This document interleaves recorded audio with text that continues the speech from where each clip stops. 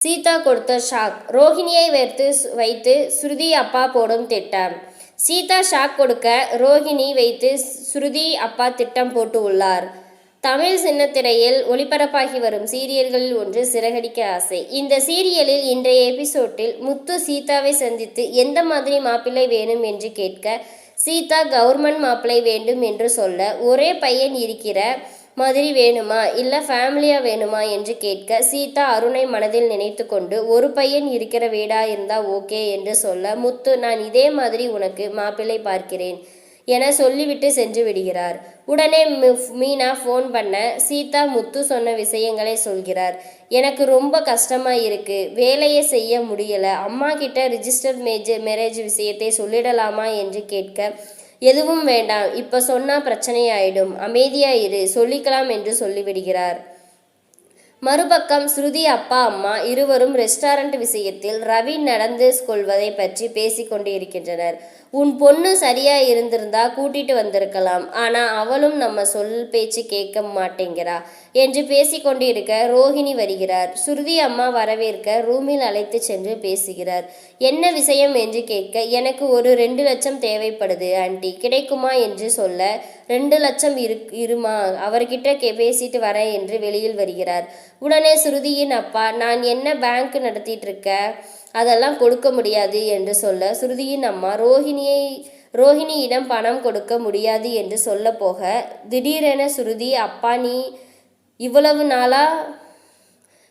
நாளா நம்ம பொண்ணையும் மாப்பிள்ளையையும் இங்கே கூட்டிட்டு வர்றதுக்கு எவ்வளவு கஷ்டப்பட்டுட்டு இருக்க, ஆனால் இப்போ அது நடக்கும் என்று சொல்லிவிட்டு ரோஹிணிக்கு பணத்தை கொடுக்க சொல்கிறார் என சொல்றீங்க.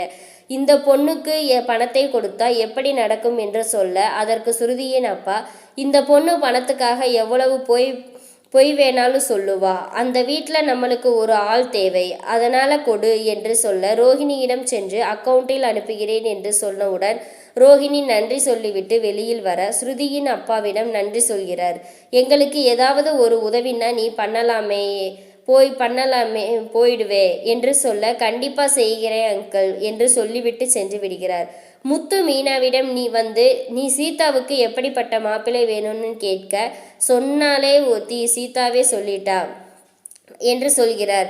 மீனா சீதா சொன்ன என்று கேட்க, முத்து கேட்ட கேள்வியையும் சீதா சொன்ன பதிலையும் மீனாவிடம் சொல்ல, அதற்கு மீனா கண்டிப்பா அருணை மனசுல வச்சுதான் இந்த பதிலை சொல்லி இருப்பா என்று மீனா சொல்ல, முத்து அப்படியெல்லாம் இருக்காது, ஊர்ல இவன் மட்டும்தான் கவர்மெண்ட் வேலை பார்க்கறானா, இவன் மட்டும்தான் ஒரே பையனா, எனக்கு இது தெரிஞ்சாகணும், சீதா அப்படித்தான் மனசுல சொல்லி இருந்தா நான் எதுக்கு தேடணும், எனக்கு இது ஒரு முடிவு தெரிஞ்சாகணும் என்று சீதாவை சந்திக்க முத்துவும் மீனாவும் வருகின்றனர்.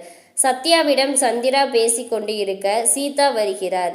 ஏன் லேட் என்று கேட்க, வேலை அதிகமா இருந்துச்சு என்று சொல்கிறார். வேற யாரையும் பார்க்க போகவில்லை என்று சொல்ல, அருணை பார்க்க போலல்ல என்று நேரடியாக கேளு என்று சொல்கிறார்.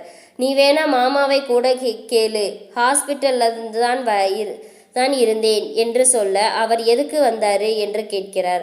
எனக்கு எப்படிப்பட்ட மாப்பிள்ளை வேணும்னு கேட்க வந்தாரு, நானும் சொல்லிட்டேன் என்று சொல்ல, என்ன சொன்ன என்று கேட்க, நீ மாமாவையே கேளு, எனக்கு தலை வலிக்குது, டீ கொடு என்று சொல்லிவிட்டு ரூமுக்கு சென்று விடுகிறார். சத்யா என்ன கூட மாமா மாப்பிள்ளை பார்க்குற விஷயமா செங்கல்பட்டுக்கு போகணும்னு சொல்லிக்கிட்டு இருந்தா என பேசிக்கொண்டு இருக்கின்றனர். முத்து என்ன கேட்கிறார், அதற்கு சீதாவின் பதில் என்ன என்பதை இன்றைய எபிசோட் பார்த்து தெரிந்து கொள்வோம்.